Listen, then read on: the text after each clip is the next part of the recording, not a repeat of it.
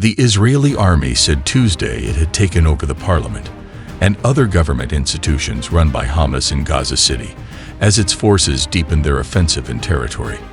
Military units took over the Hamas parliament, the government building, the Hamas police headquarters, and an engineering faculty that served as an institute for the production and development of weapons, the army said in a statement, according to the media reports.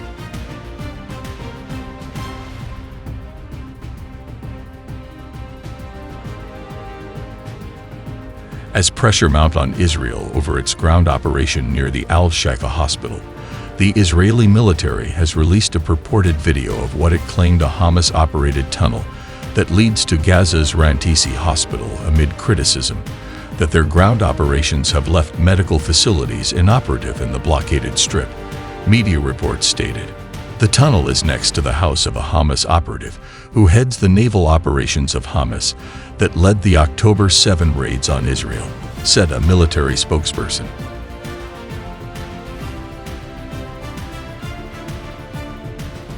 The tunnel is electrified and leads to a bulletproof and explosives-proof door about 20 meters down the ground level, he said. It looks like clear evidence that the hospital is connected, he added. But Hamas has denied the claim. In a statement on its Telegram channel, Hamas said the video showed fabricated scenes that misled public opinion, adding that it was a failed attempt by Israel to justify the targeting of hospitals. On Monday, Israeli tanks were positioned outside the gates of Al-Shifa Hospital, the main hospital in Gaza, where hundreds of patients were still waiting to be evacuated. As the invasion has proceeded, Israel has accused Hamas of using hospitals and other civilian infrastructure to hide command centers and weapons positions, and of using civilians and hospital patients as human shields. Gaza's biggest hospital has buried 179 people, including babies, in a mass grave inside its compound. Al-Shifa Hospital Chief Mohammed Abu Salmiya said Tuesday, underlining the catastrophic humanitarian crisis in the region. "We were forced to bury them in a mass grave," the hospital director said. 7 babies and 29 patients from the intensive care unit were buried after the hospital's fuel supplies ran out. "There are bodies littered in the hospital complex. There is no more electricity," he added. The Israeli military said it was coordinating the transfer of incubators into Gaza in a possible measure to enable the evacuation of newborn babies from the hospital. Gaza Health Ministry spokesperson Ashraf al-Qidra, who was inside Al-Shifa Hospital, said on Monday 32 patients had died in the previous 3 days, including 3 newborns. At least 650 patients remain inside, he added. Since Israel declared war against Hamas in response to a deadly cross-border attack by Hamas on October 7, its forces have moved in on Shifa.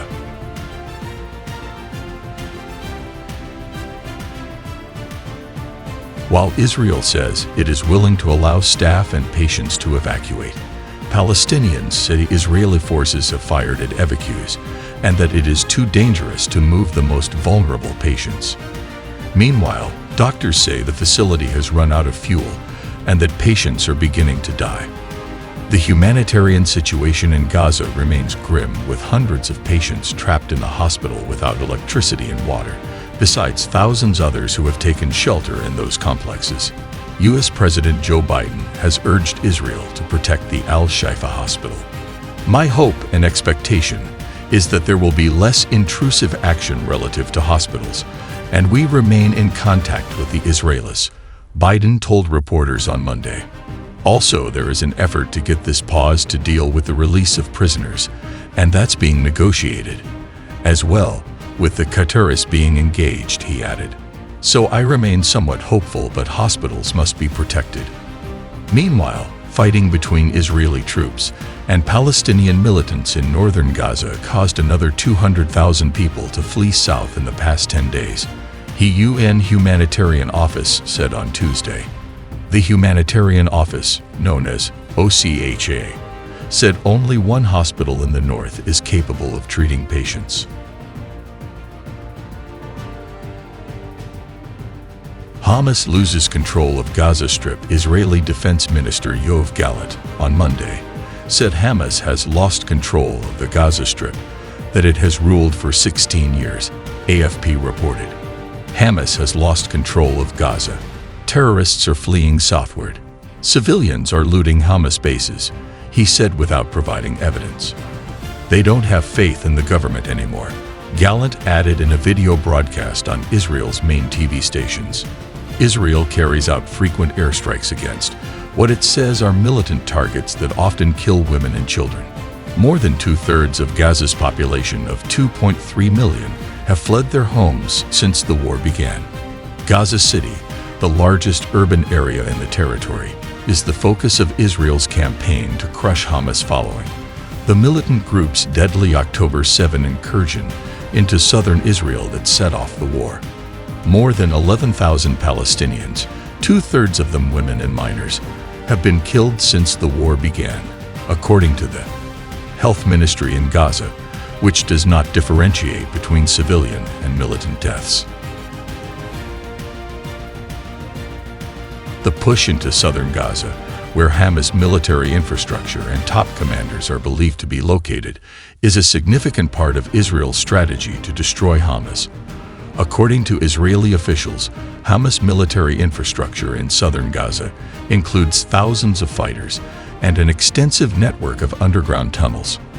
These tunnels have been used by Hamas to launch attacks against Israeli civilians and soldiers, making them a major target in the ongoing military operation.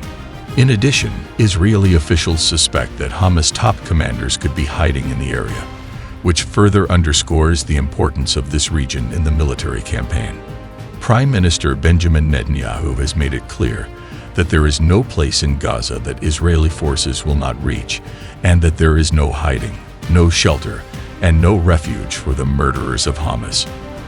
This uncompromising stance, shared by other Israeli leaders and military experts, suggests that the push into southern Gaza will continue until Hamas is completely destroyed, regardless of the humanitarian consequences.